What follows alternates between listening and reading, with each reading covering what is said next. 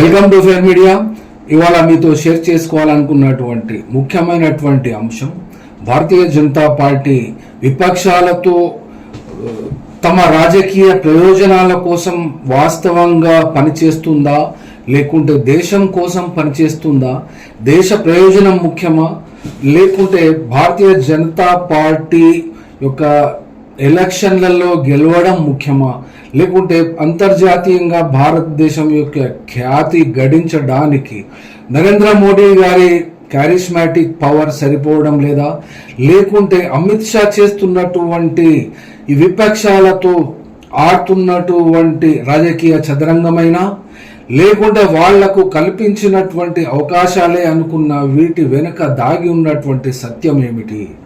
అట్లాగే బీహార్లో జరగబోయేటువంటి ఎన్నికలను ఎప్పటి నుండో ప్లాన్ చేసుకున్నట్టుగా ఇక్కడ కనబడుతున్నది. ఎందుకంటే అఖిల పక్ష ఎంపీలతో ఏర్పాటు చేసినటువంటి 7 కమిటీలు 35 దేశాలు ఈ యొక్క వీళ్ళ యొక్క పర్యటన మే 23 నుండి జూన్ 3వ తేదీ వరకు జరిగేటువంటి అవకాశాలు ఉన్నవి. ఈ యొక్క పార్లమెంటరీ అఫైర్స్ కమిటీ ఈ విడుదల చేసినటువంటి ప్రకటన ప్రకారంగా ఈ 40 మంది ఎంపీలు 35 విదేశాలలో పర్యటనలు చేసి అక్కడ భారతదేశము సంబంధించి, భారతదేశ ప్రయోజనాలకు సంబంధించి, భారతదేశం యొక్క ట్రేడ్ మరియు అగ్రిమెంట్స్ కానీ ఇంకేమైనా ప్రయోజనకరమైనటువంటి అంశాలు వచ్చినా కూడా అక్కడ చర్చించి భారతదేశం గురించి మరియు భారతదేశ పౌరులపై 22 ఏప్రిల్ నాడు జరిగినటువంటి పహల్గామ్ దాడి గురించి, పాకిస్తాన్ చేస్తున్నటువంటి భారత వ్యతిరేక కార్యకలాపాల గురించి, ఆపరేషన్ సింధూర్ యొక్క విజయం గురించి ఈ ప్రపంచ దేశాలకు, ప్రపంచ ప్రజలకందరికీ తెలియజేయడం కోసం ఏర్పాటు చేసినటువంటి పార్లమెంటరీ కమిటీస్ అనగా ఇందులోపట ఉన్నటువంటి వాళ్ళు 7 కమిటీస్లో 4 ప్రతిపక్ష పార్టీల వాళ్లే ఇందులోపట నాయకత్వం వహిస్తున్నట్టుగా ఇక్కడ కనబడుతున్నది.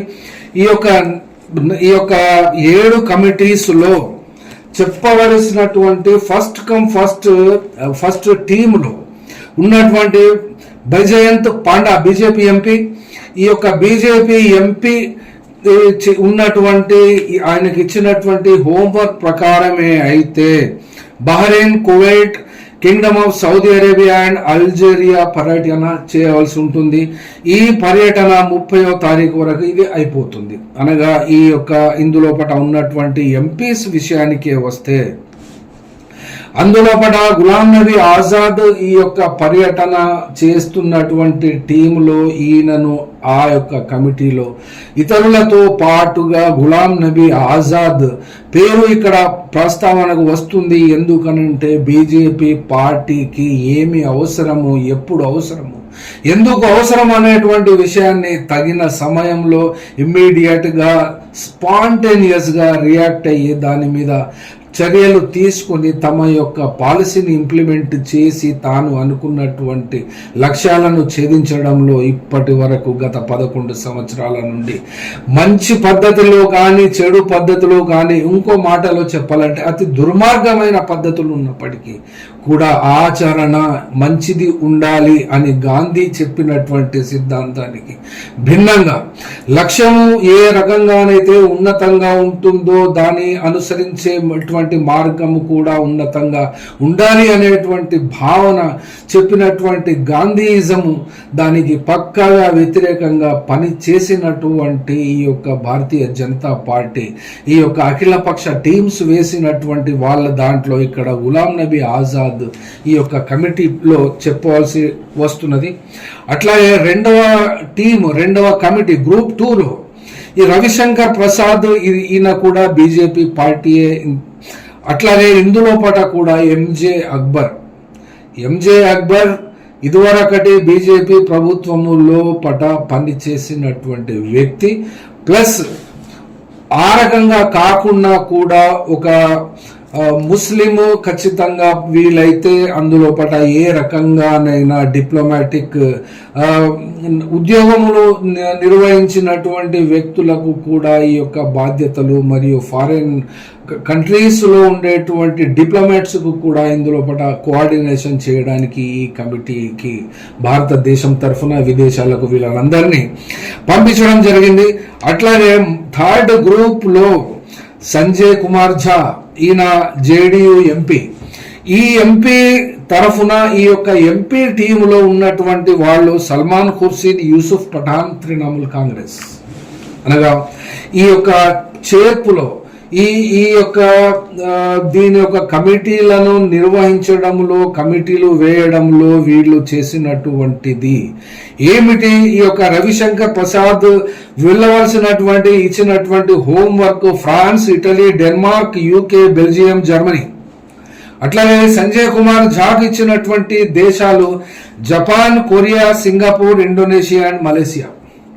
తర్వాత ఫోర్త్ లోకి వచ్చేటువంటి టీమ్ గ్రూప్ 4లో శ్రీకాంత్ షిండే, ఈ యొక్క మహారాష్ట్రకు సంబంధించినటువంటి ఈ యొక్క షిండేకు సంబంధించినటువంటి పార్టీ. ఇందులో పట మొహమ్మద్ బషీర్ ఐయుఎంఎల్ పార్టీ తరఫున ఈ యొక్క టీంలో అతన్ని సభ్యులుగా చేయడం జరిగింది.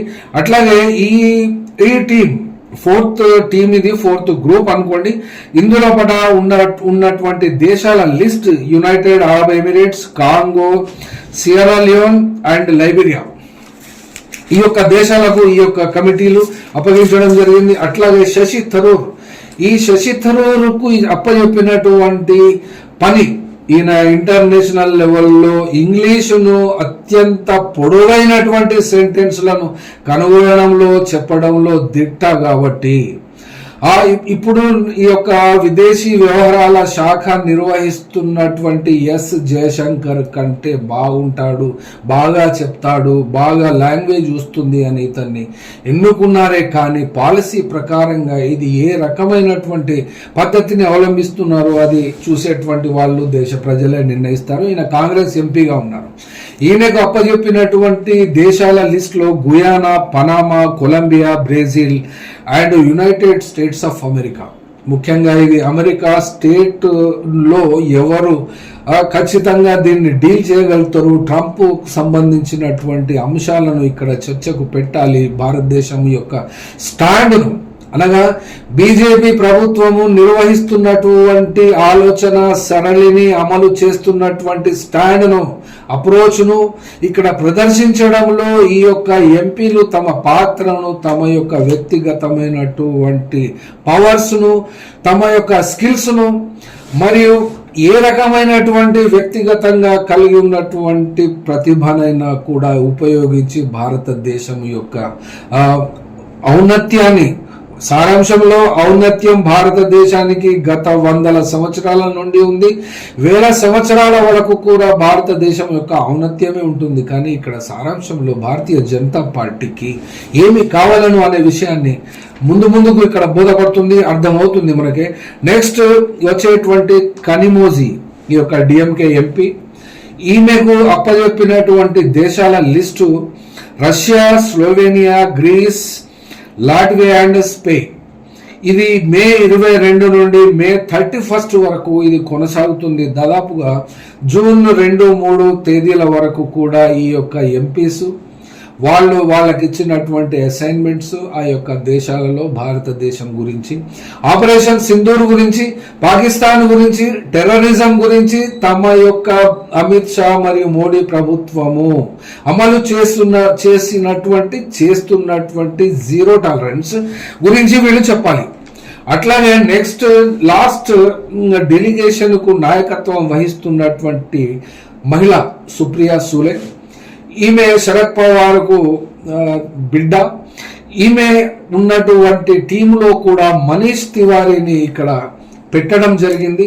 సమాజ్ ఈ యొక్క శరద్ పవార్ పార్టీలో ఉన్నటువంటి మహిళను ఎంచుకొని మనీష్ తివారీని ఇందులో జాయిన్ చేయించడం జరిగింది ఈ యొక్క భారతీయ జనతా పార్టీ కానీ విదేశీ వ్యవహారాల శాఖ దీన్ని కోఆర్డినేట్ చేస్తుంటుంది. పార్లమెంటరీ అఫైర్స్ మినిస్ట్రీ దీన్ని లిస్ట్ అవుట్ చేసింది. మరి వీళ్ళందరూ కూడా విదేశాలలో తిరుగుతున్నారు అంటే భారతీయ జనతా పార్టీ నడిపిస్తున్నటువంటి నరేంద్ర మోడీ కానీ అమిత్ షా యొక్క ప్రభుత్వాలు ఎంతవరకు ఈ యొక్క ప్రభుత్వం ఈ యొక్క దేశంలో మరియు రాష్ట్రాల్లో నడుస్తున్నటువంటి ఈ యొక్క పనితీరును ఇది ఏ రకంగా చెప్తుంది అంటే ఇవాళ ఒక 3 విషయాలు మాత్రమే ఇక్కడ చెప్పుకోవాల్సి వస్తుంది.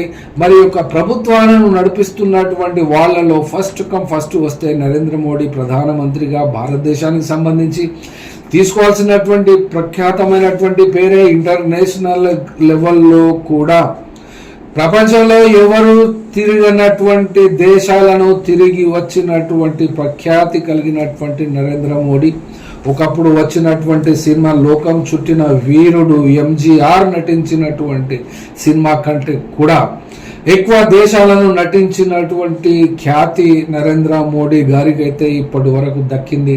మరి నరేంద్ర మోడీ ఎక్కడున్నారు ఇవాళ? ఒక్క విషయం చూడండి, నరేంద్ర మోడీ ఇవాళ బీహార్ రాష్ట్రంలో రోహతాస్ డిస్ట్రిక్ట్ లో ఉన్నాడు. బీహార్ రాష్ట్రం యొక్క రోహతాస్ డిస్ట్రిక్ట్ ఆ యొక్క వచ్చేటువంటి నవంబర్ ఈ సంవత్సరంలో జరగబోయేటువంటి ఎన్నికల సభలో మాట్లాడుచున్నారు. ఈ యొక్క ఎన్నికల సభలో మాట్లాడడానికి సంబంధించి పహల్గామ్ అటాక్ గురించి, పహల్గాములో జరిగినటువంటి అటాక్ గురించి, ఆపరేషన్ సింధూర్ గురించి మాట్లాడుతున్నారు. అట్లాగే రాజ్నాథ్ సింగ్ గోవాలో ఉండి ఏం మాట్లాడుతున్నారు? పాకిస్తాన్, ఆపరేషన్ సింధూర్, టెర్రరిజం, ఈ యొక్క పహల్గామ్లో జరిగినటువంటి టెర్రరిస్టు చర్య అది ఇంటర్నలా ఎక్స్టర్నలా అనే విషయాన్ని అయితే మనం గత వీడియోలలో చెప్పాము, ఇప్పటికీ కూడా చెప్తున్నాము. కాబట్టి ఆ విషయంలో ఆ యొక్క పద్ధతిలోనే చూస్తే ఇక్కడ ఏం జరుగుతుంది? అమిత్ షా జమ్మూ అండ్ కాశ్మీర్లో ఇదే పద్ధతిలో operation Sindoor, border security force field లో ఉండి అక్కడ ఉన్నటువంటి 118 పాకిస్తానీ పోస్టులను ధ్వంసం చేసింది. పాకిస్తాన్ యొక్క రేంజర్స్ షెల్లింగ్ చేయడం మూలన Jammu and Kashmir long side ఉన్నటువంటి బార్డర్ సేలింగ్ టెరిటరీస్ లోపల ఉన్నటువంటి గ్రామాల మీద షెల్లింగ్ చేయడంలో చేసిన పిమ్మట వాటికి ధీటైన జవాబు చెప్పడంలో ఈ యొక్క బిఎస్ఎఫ్ ఫోర్సెస్ ఉన్నతంగా పనిచేస్తామని దాన్ని అయితే కొనియాడారు. కానీ 118 పాకిస్తానీ పోస్టులను ధ్వంసం చేసినట్టు ప్రకటిస్తూనే ఆపరేషన్ సింధూర్ గురించి చెప్పడం జరిగింది. పాకిస్తాన్ జీవితంలో మళ్ళీ కూడా ఇటువంటి ధైర్యము చేయజాలదు అని రాజ్నాథ్ సింగ్ చెప్పడం జరిగింది. అట్లాగే అమిత్ షా చెప్పడం జరిగింది. అట్లాగే మోడీ సాహబ్ కూడా చెప్పడం జరిగింది.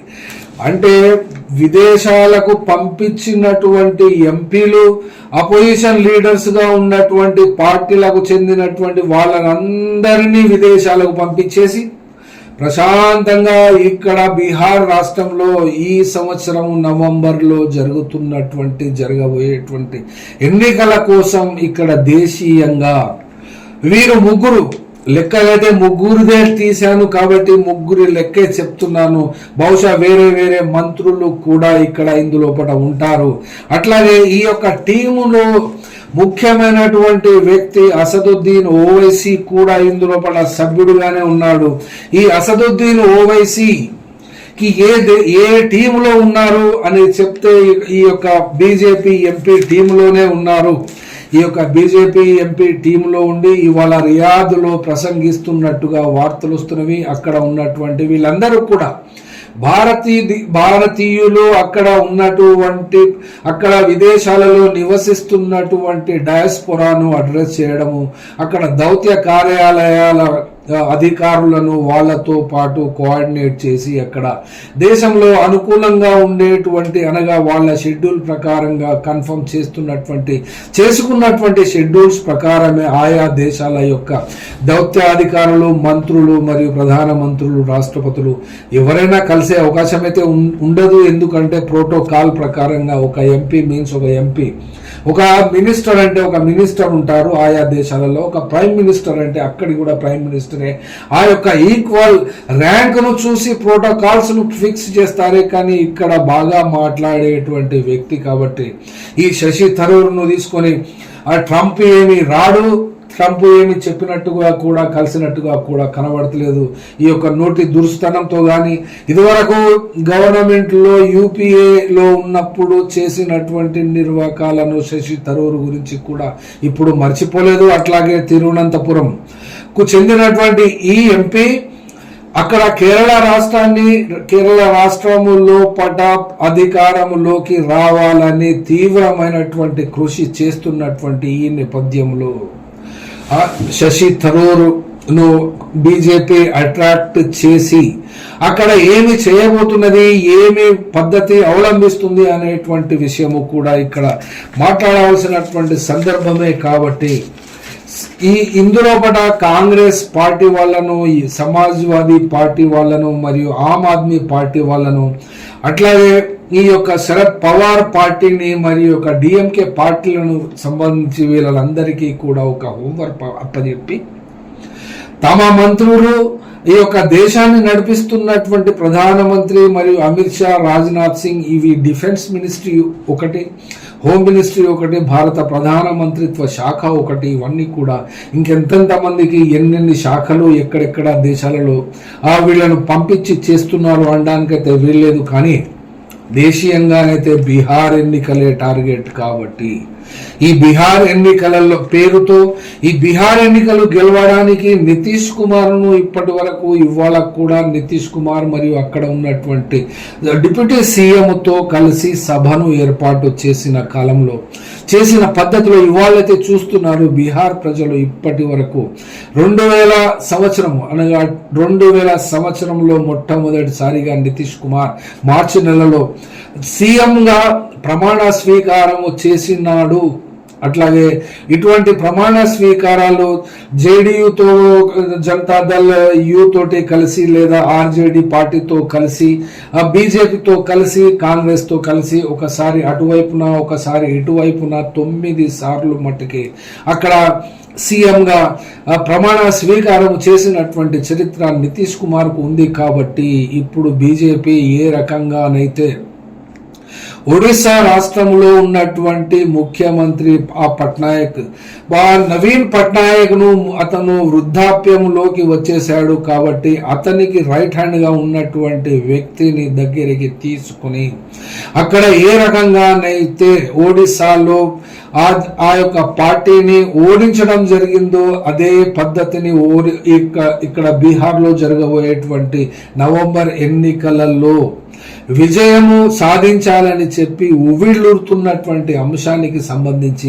ఒక్క బీహార్ రాష్ట్రం యొక్క ఎన్నిక గెలవడం కోసం ఈ యొక్క 40 ఎంపీలు 35 దేశాలు ఈ 23వ తేదీ నుండి జూన్ 3వ తేదీ వరకు ఈ యొక్క పర్యటనకు అయ్యేటువంటి ఖర్చులు మరియు ఆపరేషన్ సింధూర్ గురించి చెప్పడము మరియు పాకిస్తాన్ గురించి చెప్పడము ఇదంతా కూడా ఎంతో పెద్ద లెవెల్లో చూస్తున్నటువంటి ఈ యొక్క పాకిస్తాన్ దేశము ఒక ఉత్తరప్రదేశ్కు సంబంధించినటువంటి జనాభా కంటే కూడా భారతదేశంలో ఉన్నటువంటి ముస్లిము జనాభా ఇంచుమించుగానే ఉంటుంది. కానీ ఆ యొక్క పాకిస్తాన్తో తలపడడానికి అడ్డు పడింది ఎవరు? దేశీయంగానైతే ఎవరు దేవురించలేదు, యుద్ధాన్ని ఆపమని కోరలేదు. పాకిస్తాన్ మీద దాడి చేయడానికి అందరూ ఉత్సుకంగానే ఉన్నారు. ఎందుకంటే ఎంపీగా ఉన్నటువంటి వాళ్ళందరూ కూడా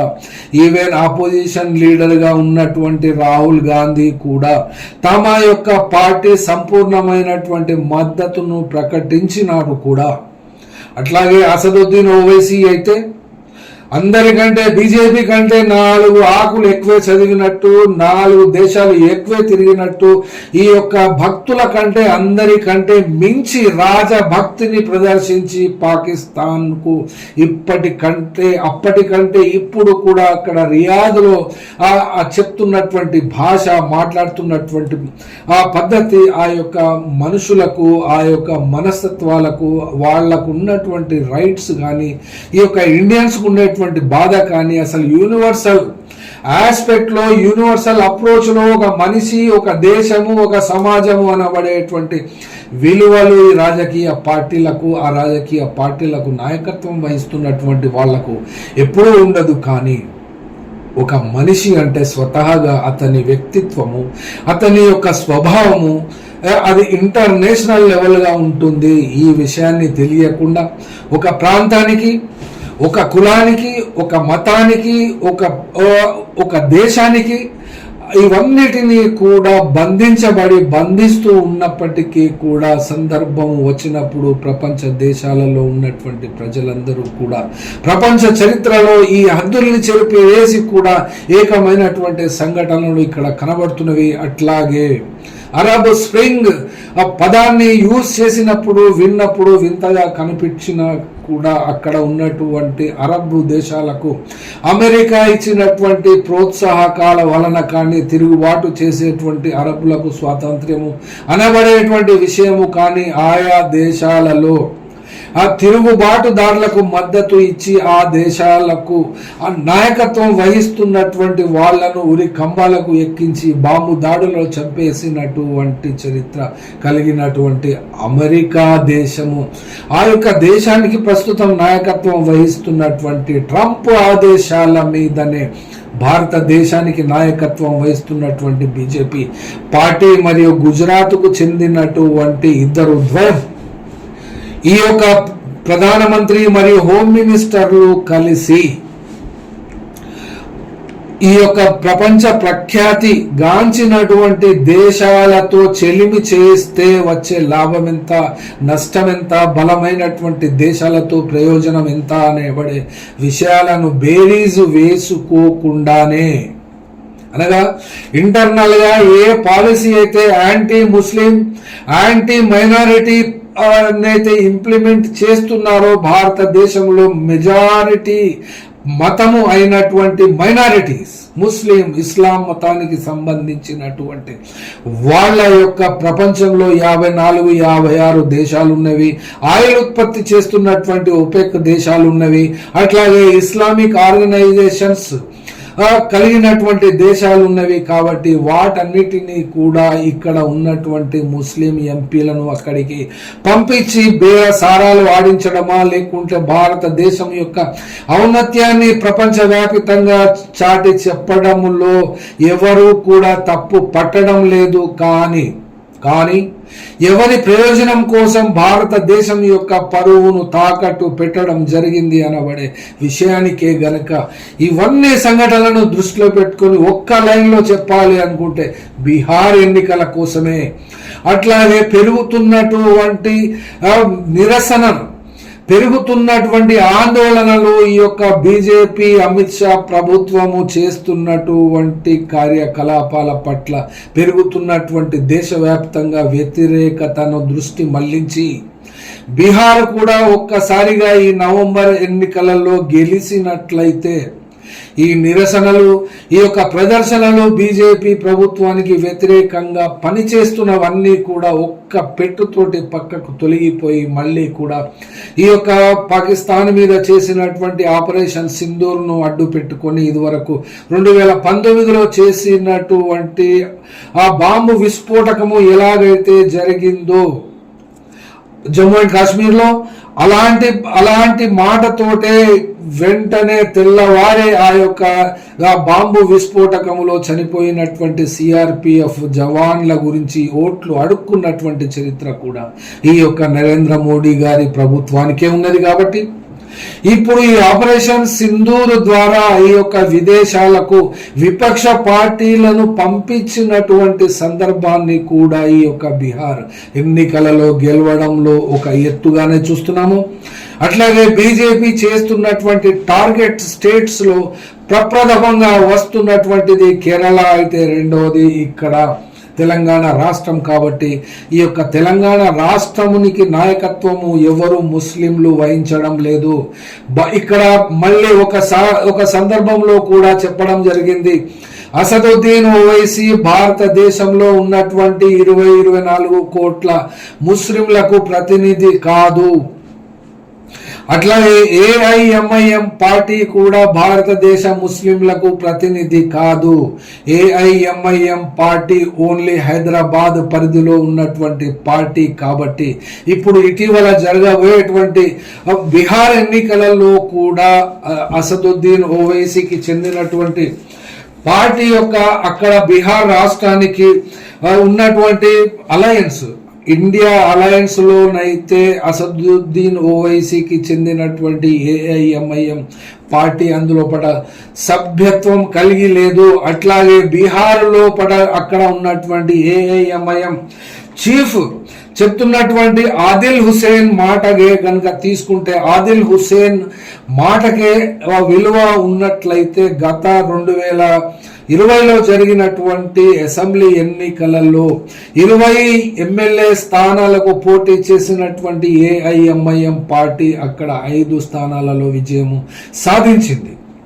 అట్లాగే ఇప్పుడు జరగబోయేటువంటి బీహార్ ఎన్నికలలో కూడా అసదుద్దీన్ ఓవైసీ యొక్క పార్టీ 50 స్థానాలకు పోటీ చేస్తుంది అని ఆదిల్ హుసేన్ అక్కడ ఎంఐఎం బీహార్ రాష్ట్రానికి అధ్యక్షుడిగా ఉన్నటువంటి వాడు చెప్తున్నాడు. కాబట్టి అక్కడ ఈ యొక్క మహాగఠబంధన్ అనగా అక్కడ జేడీయూ తరఫున అనగా జేడీయూ యొక్క బీజేపీతో చెలిమిని వదిలిపెట్టి ఆర్జేడీ పార్టీతో కలిసినట్లయితే ఆర్జేడీ పార్టీ మరియు కమ్యూనిస్టు పార్టీలు అనగా సిపిఐ సిపిఎం తర్వాత సిపిఐఎంఎల్ తర్వాత వచ్చినటువంటి చిన్న చితక ఇండిపెండెంట్ పార్టీస్ అన్ని కూడా అక్కడ ఒక అలయన్స్ గా ఏర్పడినటువంటి సందర్భంలో ఈ ఆదిల్ హుసేన్ కూడా తమ ఏఐఎంఐఎం అక్కడ బీజేపీ ప్రభుత్వానికి వ్యతిరేకంగా అట్లాగే నితీష్ కుమార్ ను ఓడించేటువంటి గఠబంధన్ అనగా ఆ యొక్క గ్రాండ్ అలయన్స్ లో భాగస్వామ్యము గనుక తమ పార్టీకి ఇచ్చినట్లయితే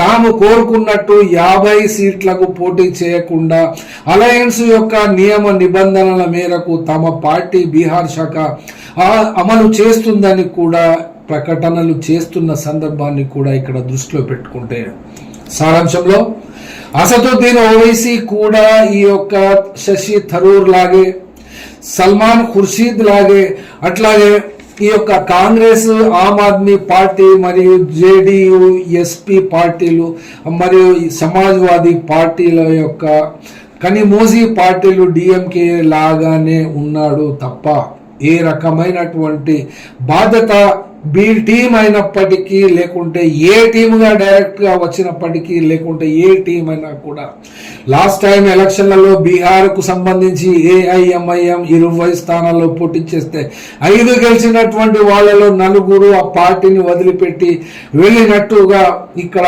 అక్కడి ప్రజలు మనకు కూడా గుర్తే. కాబట్టి ఈసారి ఎన్నికల్లో ఎవరు గెలుస్తారు అనబడేటువంటి ఆ యొక్క రాగము గురించి ఎంత పెద్దగా జరుగుతుంది, ఈ యొక్క ఆపరేషన్ సింధూర్ యొక్క వాస్తవ సమయం ఎంత ఒకసారి చూడండి. 25 నిమిషాలలో మాత్రమే 24 దాడులు 9 టార్గెట్స్ అనగా 25 నిమిషాలలో ఈ రాఫేల్ విమానాలు ఇవాళ ముఖ్యమంత్రి కూడా లేవదీసినటువంటి ప్రశ్న, రాఫేల్ విమానాలు ఎన్ని కూలిపోయినాయి? పాకిస్తాన్ చేసినటువంటి ఇంటర్సెప్షన్ ఎయిర్ టు ఎయిర్ లో రాఫేల్ ఫెయిల్ అయినట్టుగా ఇంటర్నేషనల్ మీడియా మొత్తంగానే చూపెట్టినట్టుగా కూడా ఎవరు యుద్ధాన్ని ఆపమన్నారు అని ఇక్కడ తెలంగాణ రాష్ట్రానికి సీఎంగా ఉన్నటువంటి రేవంత్ రెడ్డి కూడా ఈ యొక్క ప్రశ్నను లేవనెత్తడం కూడా బీజేపీని ఖచ్చితంగా తాము డిఫెన్స్ లో పడ్డట్టుగానే కనబడుతుంది. కానీ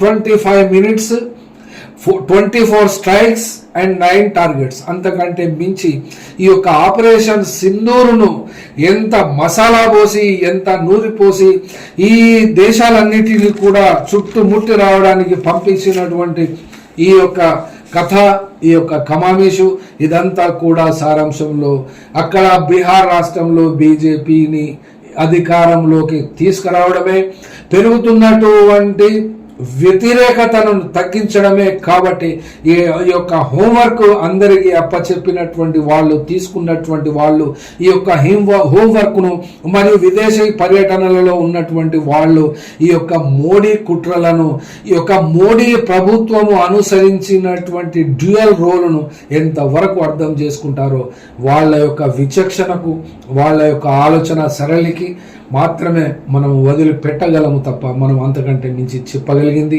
చేయగలిగింది కూడా ఏమీ లేనందున. Thank you. ఫెయిర్ మీడియాకు స్వాగతం. మా ఛానల్ను సబ్స్క్రైబ్ చేసుకోండి మరియు మా వీడియోలను చూడండి. ప్రతి అప్డేట్ల కోసం బెల్ ఐకాన్ను ఆన్ చేయండి. మేము నిజమైన మరియు ఫెయిర్ వార్తలు మరియు రాజకీయ అప్డేట్లను అందిస్తాము.